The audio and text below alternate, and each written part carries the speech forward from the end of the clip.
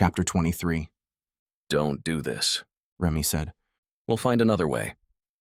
This scumbag will kill us as soon as he gets the money, David added. Alfonso grinned. I could just kill you now. No, we'll do it my way this time, Grayson said. Then he looked to Alfonso. Give them the keys to one of your cars. Release Tanya into their care and let them leave. Then I'll transfer the money. Including another $6 million for the blood debt. One life, $1 million. Yes. He shrugged. 16 million total. Who am I to squabble? Alfonso nodded to one man and then leaned over to whisper to another. Both men took off in opposite directions. Grayson watched Alfonso with a wary eye. He knew Alfonso would try to double-cross him. But if Remy, David, and Tanya were out of harm's way, then he knew they'd go and fetch Jenna. She'd be safe. A laptop was brought to the table. Go ahead and transfer. Did you forget something? Alfonso waved his hand, and a man came forward with car keys. You will allow Remy to check it over. Alfonso arched his brow. Don't trust me? Grayson returned the arched brow. Miguel. Alfonso shouted. A man stepped forward to receive his instructions. Grayson looked over at Remy, who was listening to the Spanish-speaking men. At Remy's nod, Grayson took a moment to breathe, watching as an armed man led Remy outside. Alfonso's phone rang. He answered it and was quick to shout orders at the remaining men. I don't like this, and David whispered. this has the makings of a trap. I'm sure there is a trap somewhere, but you'll be more useful on the outside. Alfonso is too greedy to let 16 million slip by. And once he gets his 16 million? Leave that to me. Before David could argue, Alfonso turned to them. We'll have to wrap this up. I find I have a cousin I need to kill. Grayson didn't like the sound of that, not only because he knew Alfonso was talking about Sergio, but because Sergio had Jenna. We'll get to her first, David whispered. Just keep your cool. Grayson feared he was far from it, but it was the only way he'd get them all out alive. A young blonde woman with bloodshot eyes and a tear-streaked face was pushed into the room. She faltered before righting herself, her head held high. Bruises colored her arms and one cheek. She must be Tanya. Jenna looked up at the clock again. Sergio had left only 10 minutes ago, and it felt like she'd been waiting months. There was no way she could continue to work. She'd been looking at the same list the whole time. It still only had 3 items, and none of them were work-related. 1. Say I'm sorry to Grayson. 2. Find Adam. 3. Kiss Grayson. She wasn't sure how that last item got on there, but it must be important since she underlined it 5 times. Jenna shoved the paper aside and stood. She would go batty if she had to sit there much longer. She needed someone to tell her what was going on. Hello? A woman poked her head into the room. The 2 men who were hovering around Jenna for most of the day scooted to the door, shooing the woman away. She stood her ground with her hands on her hips and spoke to them in Spanish. They hesitantly backed away, allowing her to enter. These boys are always such a bother with their do this, don't do that, she complained as she neared Jenna. Jenna tentatively smiled at the woman, not knowing what to say. She was a pretty woman, maybe a year or 2 younger than her. Her dark satin hair draped down her back, and her eyebrows tilted exotically, making Jenna think of orchids. Not that it made sense to associate exotic brows to orchids, but somehow she did. You are Jenna, no? My brother-in-law mentioned you. Jenna's brows furrowed. Do you mean Sergio? She nodded. I am Rosario, but you can call me Rosie. It's nice to meet you, Rosie, Jenna said, feigning politeness. She didn't know what this woman wanted. She looked innocent, but there was something in her eyes that Jenna couldn't quite make sense of. This woman knew things. Do you want to escape? Jenna blinked. Rosie laughed. I am serious. I will help you. Jenna's eyes flickered over to the guards. Rosie waved her hand. Do not worry about them. They do not speak English. Why would you help me escape? The same reason I warned Adam not to come here. You warned Adam not to come? He's okay? Rosie nodded. I told him to stay away. Thank you. But how do you know him? Why would you help us? I only help Sergio. But Sergio wanted Adam to come here. I'm confused. Rosie tisked. Sergio is a man. Men do not know what they want. They just stomp around with their guns and shout like little boys. I turned Adam around and told the men that he was a lost delivery driver. Jenna stared at Rosie, dumbfounded. I'm saving his ass, no? No. I mean, yes, Jenna agreed, regaining her senses. How do we escape? She turned to the two men, linking her arm through Jenna's. The men blocked the door until Rosie used a stern voice, shepherding them out of the way like disgruntled sheep. Rosie led Jenna out the door and up the stairs to a bedroom. The two men followed behind. She slammed the door before they could enter. Won't they come in? Into my bedroom? No, not if they value their lives.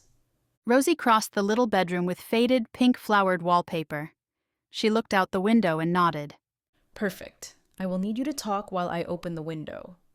Why? It squeaks. Jenna blanked. Tell me about your gray man. Gray man? The man on your list. Rosie prompted. The one you want to kiss. You saw that? I see everything. His name is Grayson. He's my boss, or was, or I don't know. I hated him and then I liked him. He has an annoyingly scruffy beard that I want to shave off, but I kind of like it now. He looks good without a shirt. He pushes me until my breaking point and then smiles like that is supposed to put me in a good mood. Sometimes it does. Jenna huffed. He's bossy and teasing, but also thoughtful. He makes tea for his sister-in-law all the time since she gets morning sickness. I like this Grayson of yours. It is time to go. Jenna walked to the open window and looked down. A rope tied to the bed snaked through the window and down to the ground. Let's go kick some ass, Rosie said with a grin. Grayson sat in front of the laptop, his fingers poised over the keyboard. Alfonso had let Remy, David, and Tanya go without even a backwards glance. It put Grayson on alert. He knew Alfonso wasn't done yet, but he did seem anxious to leave. A gun cocked behind him. I'm waiting. Grayson glanced behind him. The gun wasn't pointed at him, but it was ready to shoot. I want your promise I will leave here alive, Alfonso snorted. My promise is worthless to you. As soon as I have the money, I can kill you. Grayson slammed the laptop closed. Then kill me now. Guns from every angle targeted him. Alfonso turned scarlet. You dare to make demands after I allowed your friends to leave? We made a deal. I only do business with men who know how to keep their word. You are no man. Grayson knew he hit a soft spot when Alfonso's twitching eyes darkened. He tapped on the laptop, drawing Alfonso's focus back to the money. I give you my word. Alfonso snapped, waving for the guns to be lowered. Grayson slowly lifted the laptop screen and opened the browser. He typed in the web address. I'll need your information. Alfonso snapped his fingers. A small man with glasses arrived at his side. Grayson hadn't seen him before. He took out a piece of paper from his suit coat and slid it over to Grayson. It had Alfonso's bank routing information. Grayson accessed his offshore account and wired the money to Alfonso. There, it's done. Would you like to check? Alfonso snapped again. The smaller man slid the laptop over. He typed for a few moments and then nodded. Grayson stood, pocketing Alfonso's bank information. He'd make sure the information was put to good use. Before Grayson could take a single step, a bullet ripped through him, sending him to his knees once again. A blood debt must always be repaid by blood. Jenna's foot pressed hard on the accelerator, sending the borrowed car flying. Are you sure we're going the right way? Jenna had no idea where they were. She had never been on these desolate roads. I think so. I memorized the directions. Is this as fast as you can go? Rosie asked. Jenna's sweating hands strangled the steering wheel. Yes. Rosie shrugged and settled into her seat. You can drive if you'd like. I never drove before. I think you will be faster.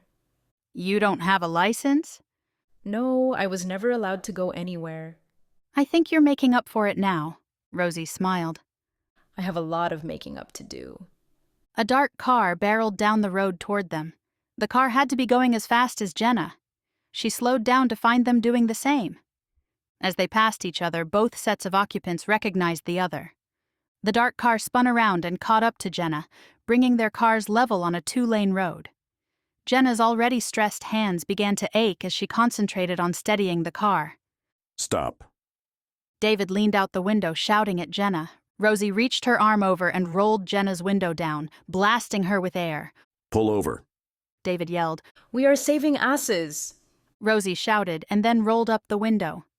Drive faster. We can't stop now. Jenna blinked over at David, who was still yelling. She stomped on the accelerator and prayed Rosie knew what she was doing because Jenna certainly didn't. Remy swerved his car to tail Jenna down the long, barren road. She didn't want to ask Rosie again, but she had a moment of panic that they weren't headed where they were supposed to. Or worse, headed into a place they had no business being. Heaven help her if Grayson had to save her from a worse predicament. She'd never hear the end of it. Turn left up ahead, Rosie said, pointing at an unmarked dirt road. Jenna's already sour stomach turned rancid, but she did as directed and charged down the rough path, kicking up a cloud of dust. A lone house sat at the end of the road, looking as if it had popped out of nowhere. There was certainly nothing around it. It looked rather like a brick bunker, squat with tiny windows. That's Sergio's car. It was the only car.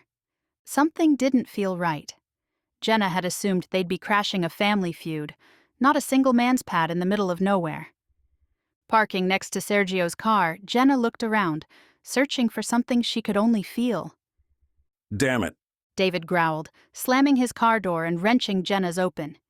Do you not know the meaning of the word stop? Something's wrong, She's right. Remy said, scanning the building.